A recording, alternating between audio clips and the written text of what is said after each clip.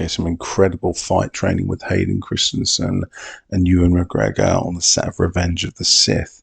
Just really looking at these green screen backgrounds here. Obviously, the actors were talking about this in volume in their interviews.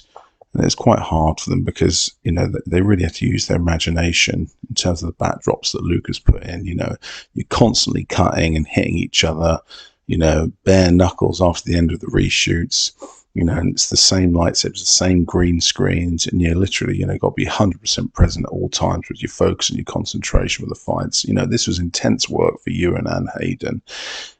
You know, they were looking up at each other as well as the green backdrops, imagining what's there, being told what's there. There's an enormous amount of blue screen and green screen, you know, in their fight and the film, and they have to really work hard to get used to that when you're doing the fighting sequences, because you're really focused and concentrating on the fighting.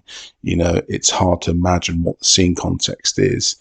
You know, Lucas sort of moving around, trying to change angles and really trying to capture everything he could for Revenge of the Sith. And you see that in the film because he squeezed every bit of saber juice out of it. These big sets, they took their time, they took their space.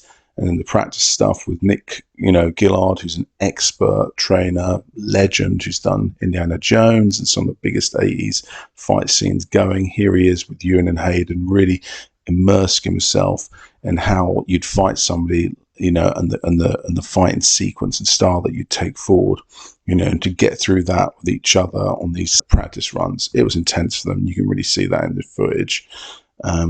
And again, I know this was a big shoot, this sort of piece where it fell in the film. It doesn't look much. It's only a few seconds, but Lucas really took a long time over this. There was a big structure that was created. There was a lot of After Effects and CG work added afterwards, but you can see on the live capture a lot of physical work as well. Even the stunt doubles look incredible.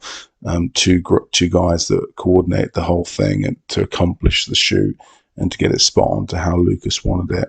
And when it was all finished, you know, you can see here the doubles just coming in there. It looked fantastic. It was Nash Edgerton and Ben Cook. You know, obviously they didn't get the credit they deserved, but it's nice to see them there and behind the scenes. So some incredible footage.